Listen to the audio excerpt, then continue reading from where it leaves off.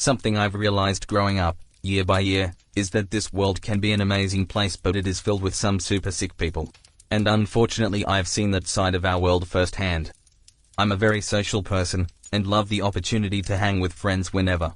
I'm also the type of person who's always looking for the next big thing.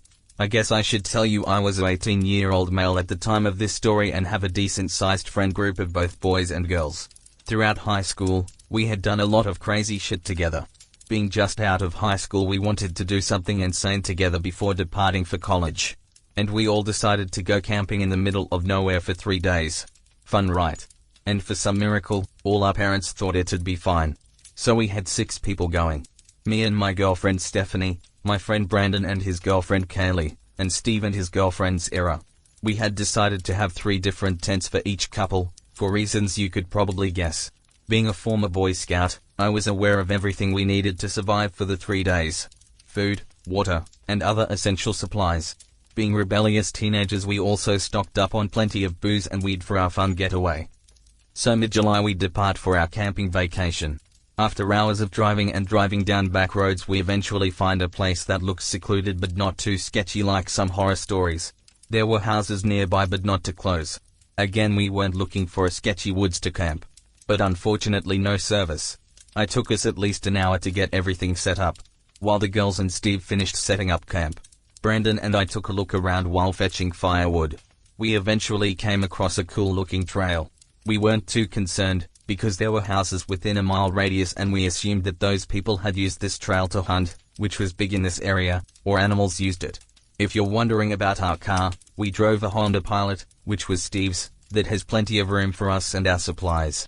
We parked the car rather close to the site, so we had eyes on the car at all times. The first night nothing much happened. We rolled a blunt and drank a bit and called it a night.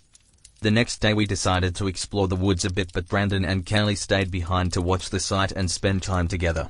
We decided to go down the path we found earlier. Around 20 minutes down the path, Steve spots a metal fence. We approach it to find a cemetery. The cemetery looked old, but there were signs of activity there. And no, not some voodoo shit or cult. Like flowers and notes left. And beyond the cemetery we saw a bigger trail that had tire tracks and a half-assed parking lot for the cemetery. We venture down the path a bit more to spot some deer, then head back because it is getting late. That night we really partied hard because we were to leave the next day and didn't want to return with extra beer or weed. Now this night was the polar opposite of the other night. The other night was peaceful and we assumed the same about this night as we began to turn in. Boy, were we effing wrong. Now you would assume there would have been warning signs earlier in our trip, like a rusty knife on the path or foot tracks around our site. No, not at all. All of us woke to a blood-curdling scream coming from Steve and Sarah's tent, as we hear the fabric being ripped by what we assumed to be something sharp. I guess Steve hit the guy really hard with his flashlight and was able to get both himself and Sarah to his car. Now here's the issue.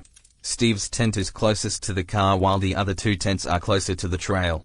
So to get to Steve's car, we had to get past whatever attacked Steve and Sarah. Luckily all our drunken selves were gone, because before getting into his car he yelled cemetery and it clicked in my head. The trail on the other side of the cemetery. So I quickly grab Brandon, Kaylee, and Stephanie and start running toward the trail. I used my phone flashlight to help see. You might think, why would you turn your flashlight on? Well, last thing I wanted to do was miss the cemetery and be lost in the woods with the guy who attacked Steve. By the time we get to the trail, Steve and Sarah had gotten the fuck out from the site and we could hear the guy chasing us, but from several yards behind. We were able to find the cemetery rather easily and I hop over the fence first.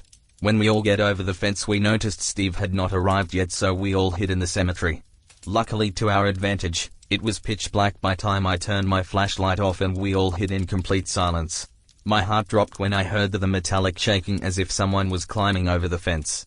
The guy had tracked us down, probably due to the fact that Steve yelled cemetery. We all stayed still as we heard the ground crunch as the guy took slow steps. When in fight or flight moments you are capable of a lot more than you would think and your brain is put on some super high alert mode or some shit.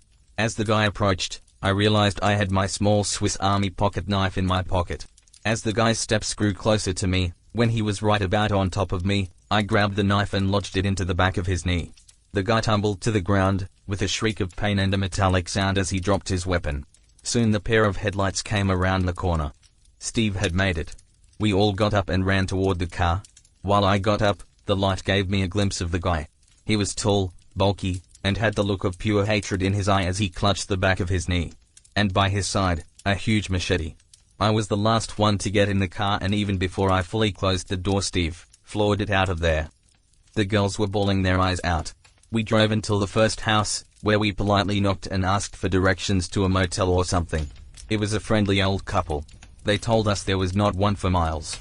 They took us in and gave us warm food and a place to rest for the remainder of the night.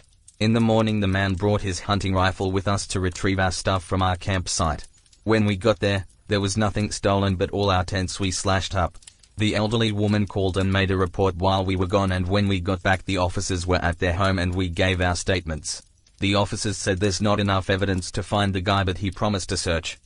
We headed home later that day. No one said a word on the way home. We were all processing what really happened.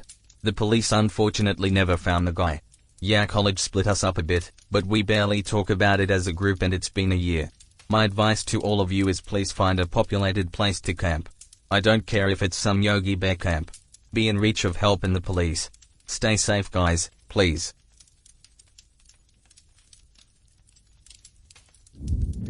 Back in 2011, I was within a circle of friends that made it a tradition to go camping at a certain spot every May long weekend. The spot we chose was in a beautiful area right on the edge of a large lake, and was located on government land. The lake itself had a dam on it, so during May long, the water levels were always low, if not completely empty, making it possible to walk across it. People were allowed to camp there as long as they weren't causing trouble or making a mess, and it was generally a good time for everyone. The spots themselves were spaced far enough apart that you had your own privacy, but not far enough that you couldn't meet other people. In this particular year, our spot was in the middle of a small hill, with one campsite below us and one above us. The first night of our trip happened without incident.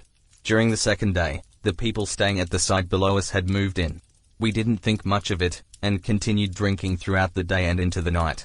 At about around midnight, the people at the campsite below us were really out of control. They were yelling and screaming, and their music had gotten even louder, so our friend Ben went down to ask them to turn it down.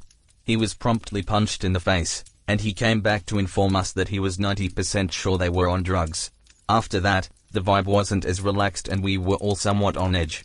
I was feeling really tired, so I just decided to go to bed. Some of my friends were still awake, including Ben, and one couple, Lily and Derek, that were visiting another campsite we had made friends with that day. I could hear that the campsite below was still blasting their music and partying pretty hard, but I just tried to ignore it and go to sleep. I don't know what time it was when I was jolted awake. Parts of this are somewhat of a blur.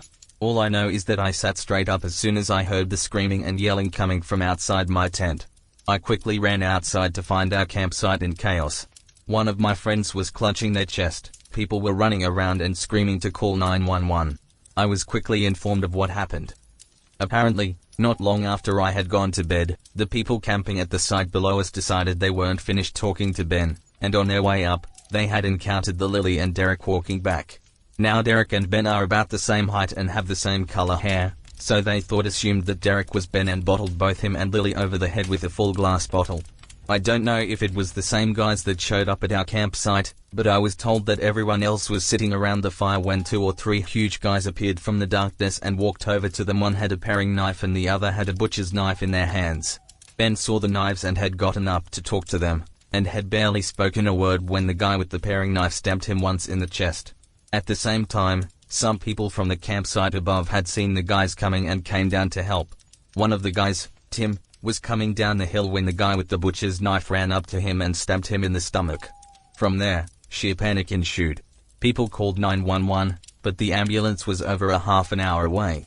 This is where I came out of the tent. Tim's wound was bleeding profusely, and he was losing blood way too quickly.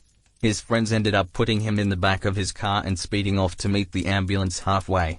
Ben was also bleeding, but his wound wasn't as deep as Tim's, and we were able to keep him calm until an ambulance arrived. The guys with the knives ran off into the darkness, back down to their campsite and took off in their Land Rover. My boyfriend at the time and I had gotten into his car and drove to the entrance to try and flag down the policemen on their way to the scene. Once they arrived, we were informed to stay in the car, as they had released a canine search unit to hunt down the people who stabbed our friends. By the end of the night, they had arrested the men. They had tried to flee by driving their vehicle across the lake bed, where they got stuck in a muddy section of the lake. They were on a concoction of several drugs, as suspected. Luckily, both Tim and Ben survived, although Tim had lost a lot of blood and took a few weeks to recover from his wounds. Derek and Lily had huge goose eggs, and possibly one person had a concussion, but I can't recall. It was definitely the scariest thing I have ever experienced, and a few of us had to testify against them in court.